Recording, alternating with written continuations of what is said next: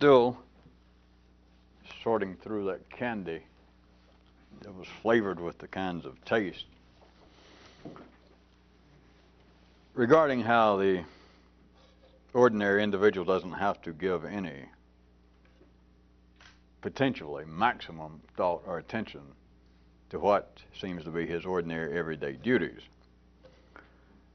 And as it turns out, and if you recall last we were even mentioning it from a very specific way, if indeed we played with enough reality and it could partially be the same and not be the same, then in fact if large numbers of people with life's current requirements, if large numbers of individuals began to in fact give more attention individually, not from our view and not for the sake of anything, not for the sake of pursuing some system or religion, but if they simply began to give their attention more to their direct individual interest, parentheses, still assuming that it's possible that one person here and there, that their individual interest might not completely, totally track the collective interest of wherever he or she is.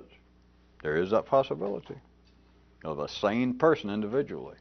And if they did not, their attention, their interest, absolutely track and parallel that of the collectives, it would be dangerous. You could certainly consider it to be dangerous.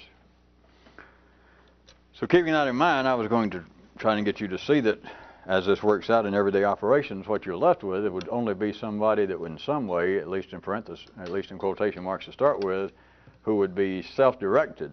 It would have to be a near non-existent creature, which we all know who we're talking about. Wolfman Jack, no. Then you're a revolutionist. I knew I'd get it.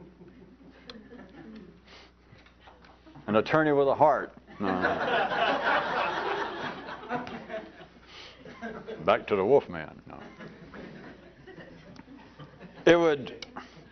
It would be really, literally, in the sense of the full consideration of the collective, that is, of all of humanity, the sane middle class at any particular time, the first team that's out there playing for life.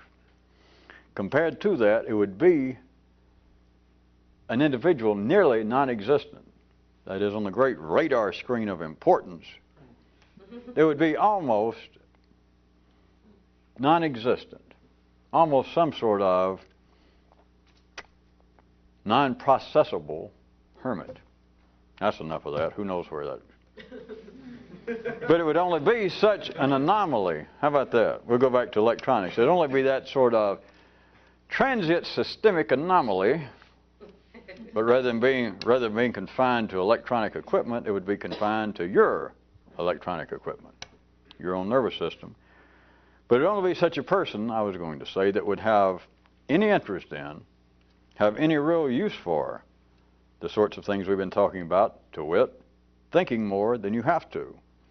In fact, thinking directly about what is going on now, as opposed to being able, as many groups, many individuals still are wont to point out, that humanity is stumbling around to larger or lesser degrees in some sort of almost partial catatonic state. Okay. As opposed to that, once even those people can prove, as we've already done, that you can be more intellectually alert at any particular moment. You can give more attention to the moment by simply saying, I should give more attention to the moment. And voila, mysticism at no charge, you're more alert. But since, even those people who will go, yes, I knew that, I have studied, I spent well over, damn near, $3,000 on books, and now I know that. You know, you can't fool me. Hey, I knew I wasn't fooling with a bunch of turnip farmers. So the people that say, yes, we know that, it is possible to be more conscious, that's my whole life, I'm writing my own book about that. Of course, the dirty question that I would not ask is, you know, why don't you do it more often? And they go, well, that'll be my next volume. I mean, that's... The operational truth is, the reason they do not do it is because it is not required. I know they won't like that, and I know they got an answer for it, but hell, I got an answer for it too. But we have some children in the house, and I won't give it. It is only, I can call it a revolutionist, we could be calling it anything. But you must simply see for yourself, you must feel it, that it is somebody out of the ordinary, and we're not talking about insane, and we're not talking about somebody who is drinking strange mushroom soup for breakfast. And I'm not talking about from Campbell's Corporation. So we're not talking about people outside the mainstream, but I'm talking about what would really be this almost non-existent creature here and there who literally has any interest in, let's just take that old good description that men are not as conscious as they could be. That's just for a second. And we already, accept that. Yes, that's true. What they won't accept is, be the kind of rhetorical question, which I am certainly not going to whip on them, but it's a question like, all right, you say it's possible, and I've agreed with you. And they go, oh, good, we'll become fellow mystics traveling down that great road. As long as we don't have to sing folk songs. But the question, you understand, that we're not talking now literally about dealing with other people, but then the question is, well, don't you find it curious that you say we could be more conscious? And I agreed, and they go, yeah. And I say, and you're aware of the fact that they've been saying that ever since man's been conscious. Well, yeah, okay. And then you want to ask, well, you cheap little waffle head, don't you never, just dramatics, it's to say, well, you've never thought to yourself, wait a minute, if people have been saying that, I mean, it's been so common that people have written it, and you don't get any commoner than people who writ. If people's been saying that for 5,000 years and we still can't do it, wait a minute, wait, hey, I'm getting a brain flash here. I smell something unusual. See, I told you it wasn't a waffle brain. The man's nobody's fool. Not until we come up with another synonym.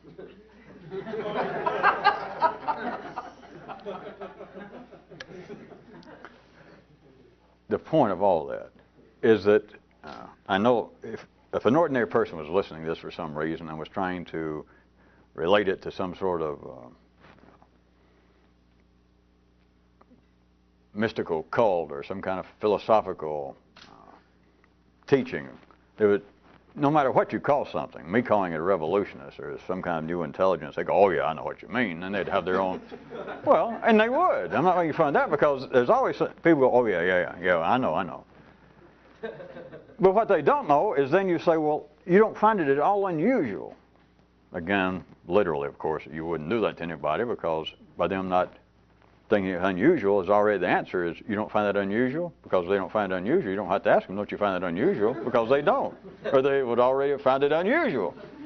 But to say, well, you don't find it unusual that you say that men could be more conscious, to use their term. You don't find it unusual that they've been saying that for 5,000 years, and I agree with you, okay. As if you need my agreement. I agree with you, but you don't find it unusual that men still don't do it? And yet life goes on at a blistering pace of progress. It's getting so complicated now, that you're about 20 years behind the time. How old are you? 23? Yeah, that's about right nowadays. You don't find it unusual? So the point of all this being, while in the city, while at the ordinary level of consciousness that people still dream of, as they're supposed to, some kind of higher states, whether it be in the realm nowadays of psychological jargon and dreams or whether it still be religious. But the truth be, operationally, the truth be, people are not really, remember, operationally I'm saying, I know they talk about it and write about it because it's part of the process of being human and being open-ended, being forever incomplete so that you continue to press on. But operationally, that is of trying to do something, of actually trying to do something, not talk about it and not have a position on it and not, God forbid, write a position paper on it or appoint an Argyle ribbon committee.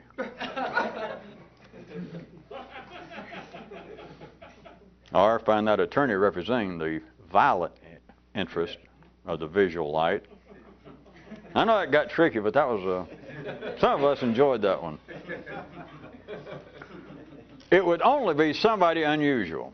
And still, of course, ordinary people go, oh, yeah, hey, now you're talking about me.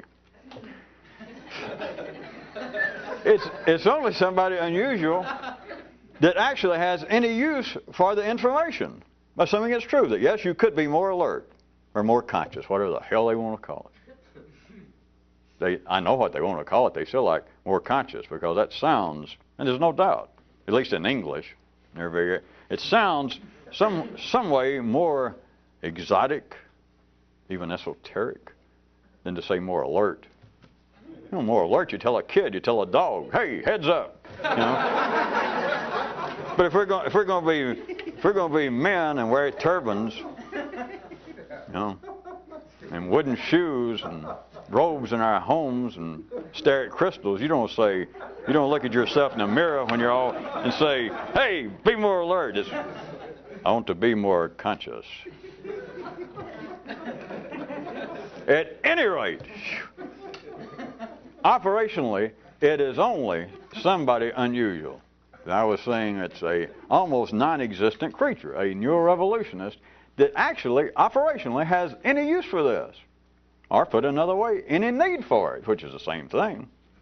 Or if you're following the dance card, you can't dance backwards unless somebody's pushing. So you either it's only the neurorevolutionist that has the need for it, who has the interest in it. In doing what? In thinking more than you have to once you realize, although they won't call it conscious. And you say, well, you say that man can be more conscious. And they go, yeah, do that thing you just did about, hey, be more alert. See, you know it. And I said, all right, I agree.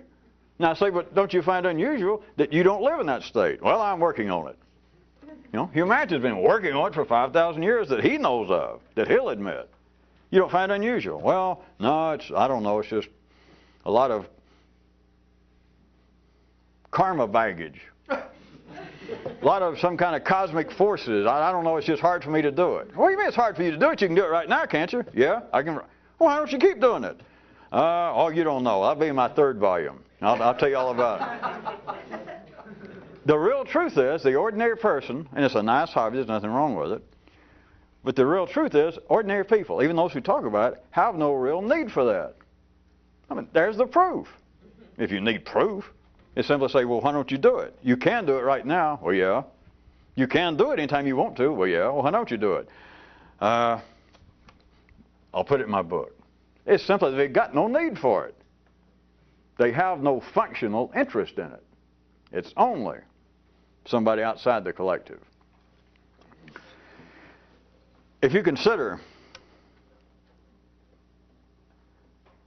another way, this thinking more than you have to, that we've been calling it, which is even though I may have had some, or try to take some credit for part of the authorship of that astounding term, in relationship to what we're talking about more specifically here, this thinking more than you have to, compare it in a slightly different way. We're still talking about the same thing, the ordinary end of where your nervous system is developed at the collective level. Everybody. It's the point at which everybody is thrown down to the ground and you hit it. And for 60 years, you're on the run, more or less. But compare whatever thinking more than you have to, being more alert to what's going on now, and forget the reason. Just be able to do it. Compare that to how the ordinary mind is collectively wired up, is life wired up, same thing, to think from a distinct point of view. It's back to energy, it's not back in laws of physics. It has nothing to do with psychology other than the crudest form. It has nothing to do with religion or New Age or anything else. It is simply laws of energy, the limitations of the environment physically, that you cannot even talk about not having a point of view verbally without it being a point of view.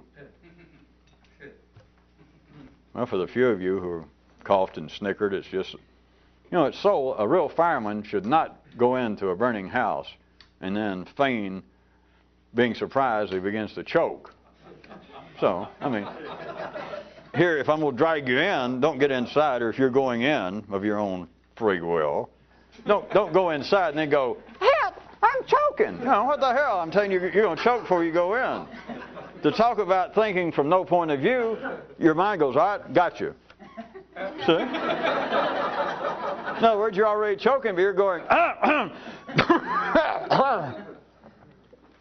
But I think, as they say in religious squares or circles, we'll press on and do the best we can. Ordinary thinking, well, just to make the simple comparison, if I get you too lost, let's take on the one hand, because there it is. I've already got it here, so why not use it? On the one hand, well, stage props cost money nowadays. Recycling of energies and resources. And your hand is a resource. It's what made Hugh Hefner the rich man he is today. On the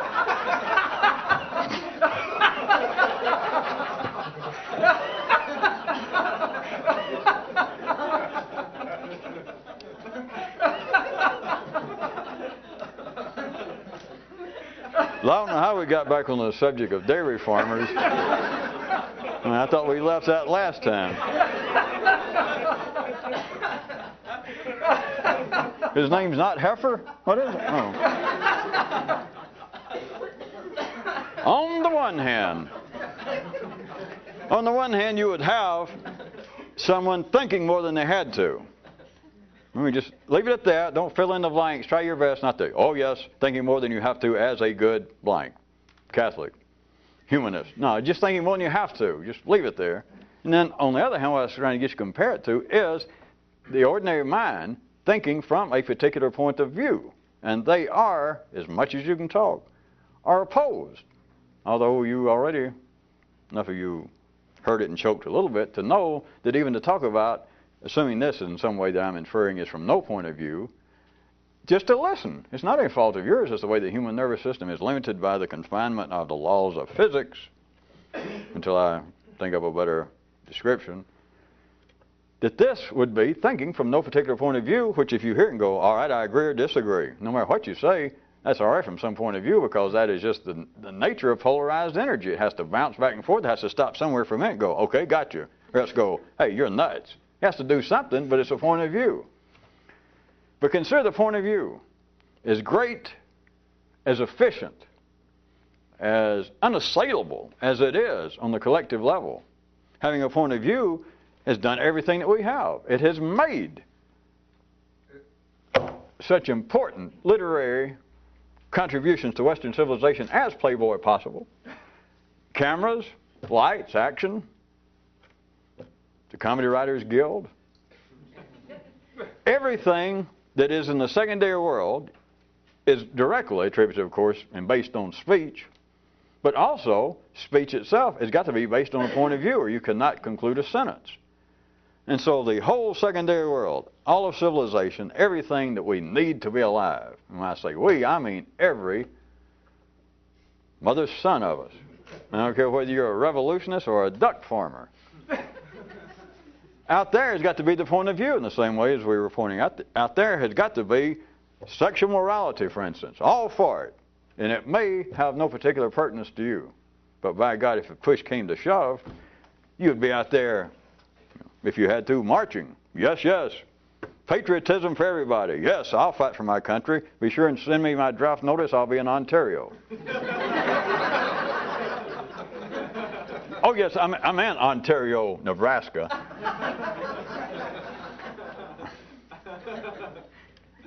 At any rate, I just wanted you to see, point is, we're not attacking a point of view. If an ordinary person was hearing this right quick so that you don't miss it, they might think, well, you're saying that people should not be unduly prejudiced, unduly biased in what they think or believe, which we are taking the term or the word oxymoronical, and we're wrestling it to the ground as though we were, in fact, masked and going under the name of, who was it? Sweet Daddy Dive Bomber. I mean, we are doing severe damage even to the term, the word oxymoronical.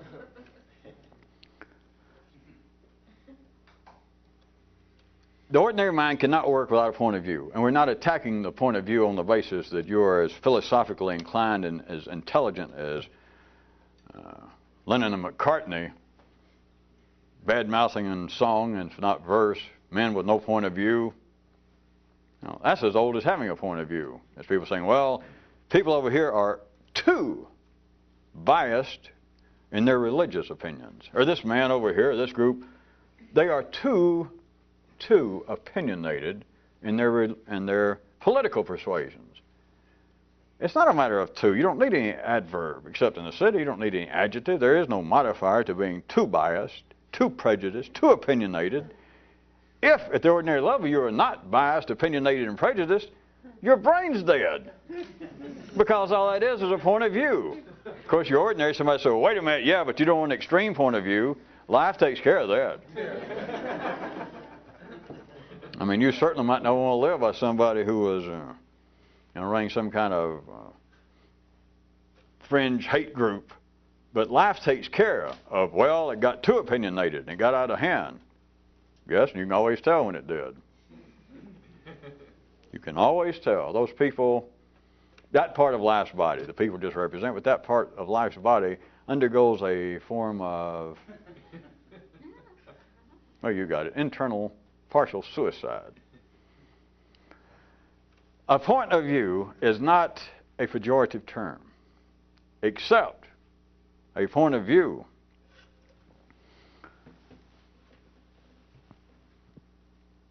is in truth a further limitation on an already finite topography.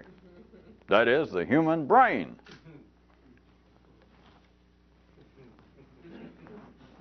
So although a point of view in its widest possible use and sense is absolutely required for the mind to operate at the ordinary collective level, it is simply you couldn't get anything done. And you don't have to be talking about trying to consider questions of religious comparisons or arguing political persuasions. Just to do anything. To go fix the toilet. To rewire the lights. You have got to have a point of view.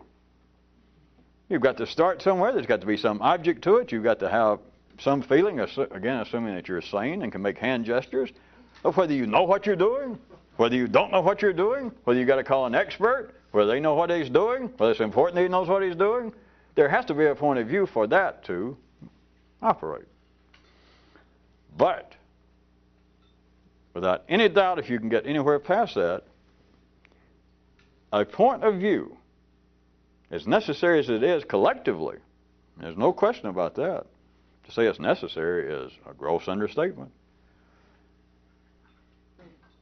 Individually, what that does is place an even greater restriction on that which is already by its very nature of a finite dimension. That once, it can't be helped under ordinary conditions, but here it is, the brain is like it's suddenly turned loose, which, oh, this is ridiculous terminology, but like one day it suddenly, that your nervous system gets somewhere up above the hypothalamus, right up past Akron.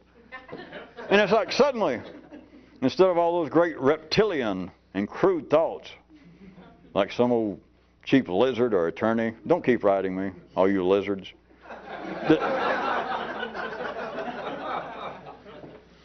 It's like suddenly the nervous system gives birth and it springs out. And instead of it being some kind of little baby child, it's like the intellect. And it's like it says, I'm free, I'm free. And as soon as it says that, it's going, I mean, it can't be helped. But to say I'm free, I'm here, it's me. There's your first restriction. It has to be. You have limited, well, what are you going to think now that you're alive? Well, I'm going to think what I think. My name's Alonzo Culpepper, and I will think as an Alonzo Culpepper would think. All right, there's your restriction. And life can say, well, but you may not know as much as you think you do. Are you talking to me? There's another restriction. Yeah, but there are things you don't know. Yeah, but I'm going to learn. There's another one. Well, some of what you already know is not right. Prove it. There's another one. The ordinary, the proper functions and operations of the intellect is a continuing establishment of points of view. When do people go to school? They don't look at it this way. They go to school to change their point of view. Now, they might want to say, well, no, not just change it. I want to expand it. Right. it is still a matter of a point of view. Well, I wouldn't say that. In fact, I majored in one of the areas of the liberal arts. One, well, yeah, psychology. No attack on psychology, but if you're going to say, nah, I did not specialize, I went to one of the few remaining truly liberal arts colleges in Mississippi. All right, Bulgaria.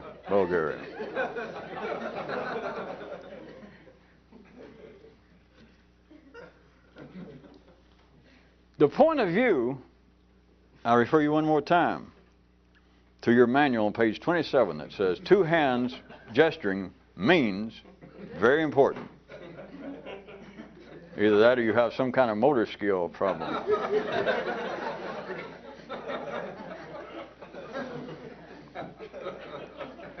That you're back to the grade scenario that the very driving force of the engine of the secondary world is also its brake. Or the other way, that which apparently makes you ill in life, without any doubt, without any solicitation at all, will agree to treat you, will offer to.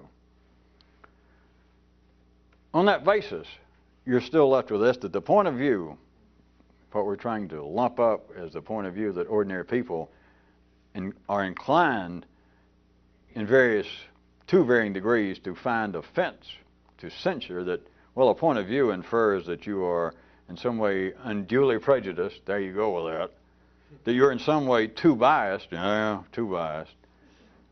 But a point of view can be constructive. They're all constructive. What passes for one guy over here dancing in one corner to call somebody else's view parochial, chauvinistic, whatever happened to him? Jingoistic, patriotic, all of that they take to be some form of attack, at least some partial form of censure, as opposed to a point of view can be constructive and can show that one has, how shall I put it, a proper point of view. Oh, I see what you mean, I missed it. In other words, your point of view is correct. You surely know how it goes. And everybody else's point of view is slightly eccentric. It's somewhere off the mark. They are a little bit prejudiced in this area, whereas what I have is a point of view. And don't laugh at me because, now, I went to school. I graduated from college. That man, I know, he'll admit it. He dropped out of high school. So what he's saying, I don't blame the poor fellow, but the man has a very limited point of view. His is not, it shouldn't even be called a point of view, he has a prejudice. He has a bias toward this. But I have a master's degree in sociology, so what I'm telling you is not simply my point of view. I mean, in fact, I'd be glad to take a lie detector test to prove it. I do have to go out of town if you recall on some business, but as soon as I get back, I'll be glad to do it. I don't know when that will be.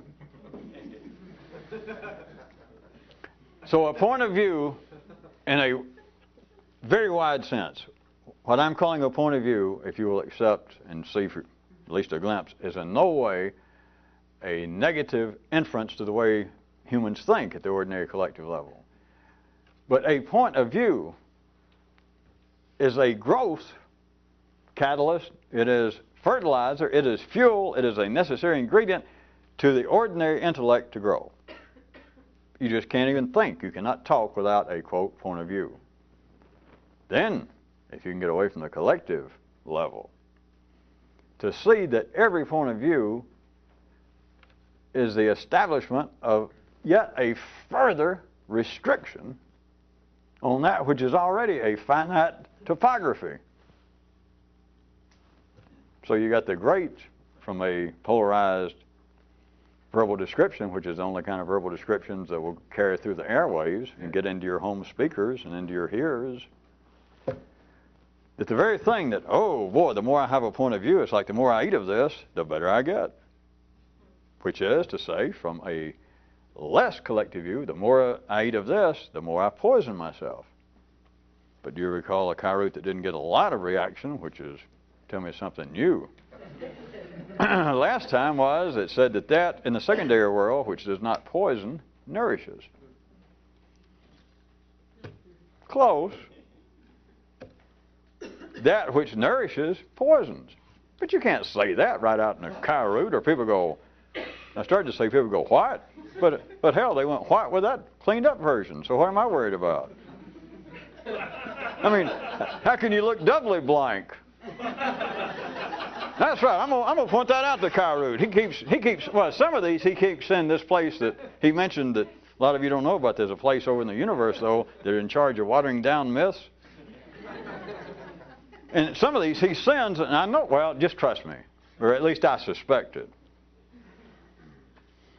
That some of these he sends out and they come back, and that was one of them that said, in the secondary world, that which is not poison nourishes. And I happen to know, or all right, I strongly suspect, that what it really said was that in the secondary world which nourishes poisons. But see, the first one, the watered down version, got a collective. So what I'm saying I was going to tell Kyroot is if we're not to him, if you've been in a car wreck, how much worse can you be? Are you going to say, well, I was in a car wreck, and at the same time, right when I hit that 18-wheeler, I cut myself. I got a paper cut. I was looking at them out. It can't be any worse.